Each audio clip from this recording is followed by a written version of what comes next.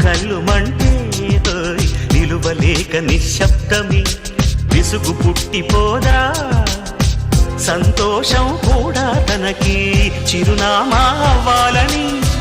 కన్నీరు చేరుకుంది తెగ నవ్వే మన కళ్ళని ఈ మణికాంతి వెలుగుతూ ఉంటే ఈ మణికాంతి వెలుగుతూ ఉంటే చీకటి రాదే కన్నులకెదురుగా సిరిసిరి మూవలు ఆ విరిసిన పువ్వులు చిరు చిరు ఆశలు